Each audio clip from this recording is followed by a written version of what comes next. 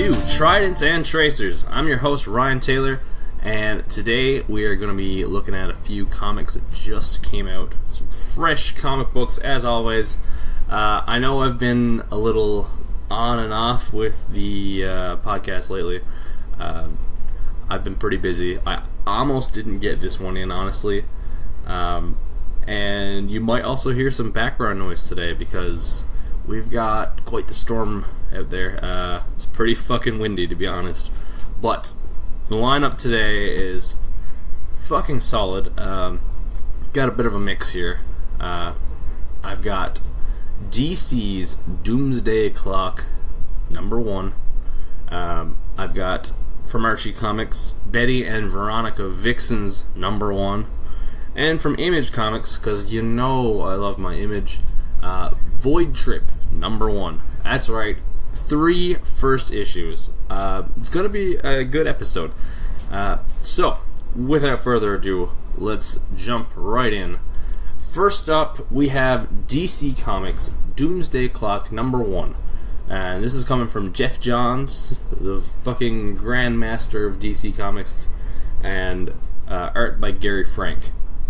Now, for those of you who don't know, Doomsday Clock is a continuation of Watchmen. It is pretty much the first official sequel to Watchmen, which is pretty groundbreaking because Watchmen is looked at as a very untouchable, and I'm one to agree because Watchmen is an absolute masterpiece.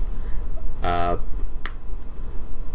they actually did a good job here. I wasn't sure what to think. Not only are they making a sequel to one of the greatest comics of all time, but they're sort of bringing it into the overall DC universe as they started with The Button, Batman and the Flash. And they've brought Dr. Manhattan into that universe. So, Doomsday Clock is what you would call a maxi series. The opposite of a miniseries. The miniseries being roughly maybe between 5 and 7 issues, and instead of any potential sequels or a continuation, that is it. That is the whole series. Whereas a maxi series, same idea, but it's longer. This one is 12 issues long, so there's a lot more to come from this. Now, what is really impressive about this issue is how much it feels like Watchmen. It is uncanny how well not just the art looks impeccable, but the writing. Jeff Johns' opening, how do I put it? In Watchmen, there's a lot of heavy dialogue that's almost poetic, but in this very grimy, dirty, like back alley sort of way. And he nails that. So you're really following Rorschach for most of this, and it is his dialogue you're hearing, or not hearing, you're reading. But of course, as we all know, spoiler alert if you haven't read Watchmen, Rorschach dies in the end. So this isn't really Rorschach, but it is him. We're not really sure what's going on there. I've heard suspicions that Dr. Manhattan put him back together, but he's not quite right. I suspect maybe it's Night Owl under that mask. I don't know. But it's going to be interesting, and there's a lot going on. Rorschach's journal has surfaced years later, and now everyone, the world knows that Ozymandias is about what Ozymandias did. A lot of people are on the missing list. Rorschach is breaking Marionette and what's the other guy's name? I'm not familiar with these characters, but Marionette and Mime. He breaks them out of prison. Shit is just going to hell. The world is on a course to destruction, and it's revealed at the end of the issue that Rorschach and Ozymandias are working together, and there's a lot of questions. but mostly just the atmosphere, the writing, the art. It is amazingly well done. I definitely recommend reading this. I know some people are going to be skeptical about the idea of a Watchmen sequel, but this feels like Watchmen.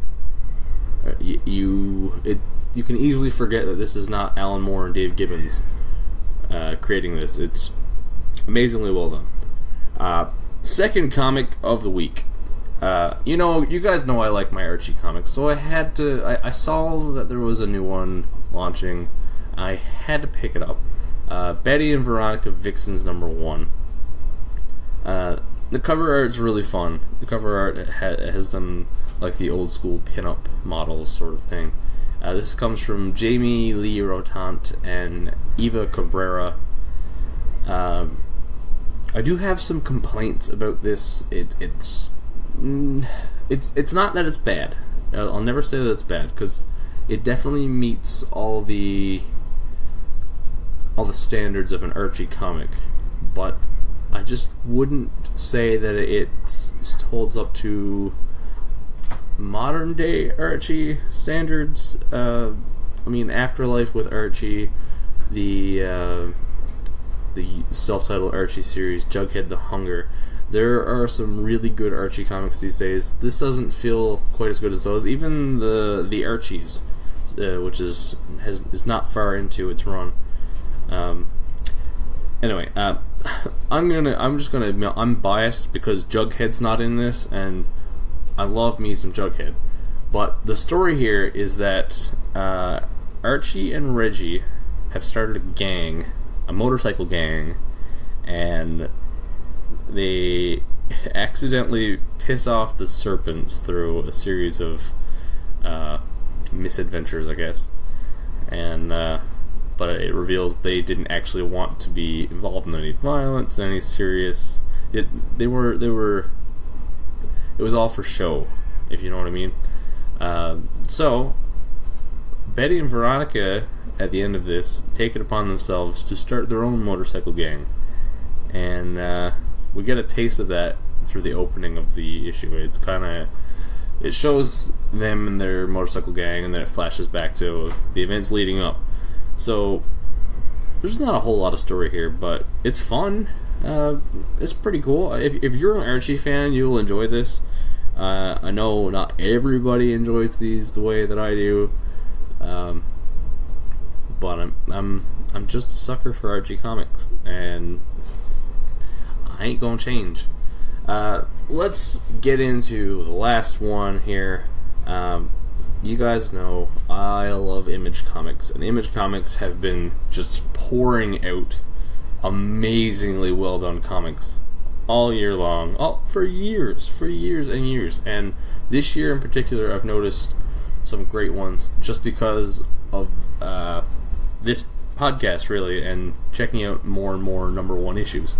So this week we're going to end it on Void Trip #1. By Ryan O'Sullivan and Plaid Klaus. Now this is very interesting. It follows the last two humans on Earth. Now that sounds like they're all alone. It's not that. It's they're just the last two humans. There are aliens and anthropomorphic creatures galore. So these two are basically on a very Fear and Loathing in Las Vegas sort of road trip, where they have a destination and they have drugs, and that is most of the comic is their hilarious drug-fueled misadventures. It's not the drugs that we would know. They're space fruits with 2 O's, and this comic is a lot of fun. It turns out that they're being tracked by some sort of very very advanced looking robot who is paying off, I don't know what to call, a guy named Hitch, who turns to be he's a 4-armed tentacled, looks like a cross between Octodad and Cthulhu. I'm not really sure what's going on there, but this guy is trying to help track down Gabe and Anna. Sorry, that's the names of the main 2 characters, Gabe and Anna. So Hitch is trying to help him track him down. He meets them in a bar, and they convince him to try some space fruit. This guy gets high out of his mind, and the art changes completely. And that's really cool, the way they did that. Like, it's very standard Image comic style art, and then at that point, when he starts having his trip, it becomes this vibrant, like, totally different art style, and it's really well done. The art in this book is fantastic. But no, it's a great, fun sci-fi comedy adventure sort of series, and this one in particular, I think I'm gonna grow to love this. I really enjoyed it, but I think this could end up being one of those favorites of mine, which happens a lot with Image. I mean, I hate Fairyland and Paper Girls and Curse Words. Those are some fucking great books I'm reading right now. I don't know what else to say. Gabe and Anna in this book. Gabe seems a little more serious, a little more set on reaching the goal. Their destination is a place called Euphoria. Anna is way more interested in just being high out of her mind, and she provides a lot of the comic relief here. Fun book. Definitely recommend that one. So, as always, at the end of these, I love to pick a favorite of the week. Betty and Veronica Vixens is probably the weakest of the three. Void Trip, very fun. Definitely, if you're into, say, Fear and Loathing, the best thing I can call this is a Fear and Loathing in Las Vegas meets Guardians of the Galaxy, I guess, which sounds fantastic. But nothing tops Doomsday Clock this week. And I feel like we all kind of knew that. Anyone who pays attention to new and upcoming comics knew that Doomsday Clock was probably going to be the biggest thing this week. To pull off something that feels so accurately like Watchmen in 2017, I mean, that's amazing. And I wouldn't expect anyone other than Jeff Johns to be able to do that.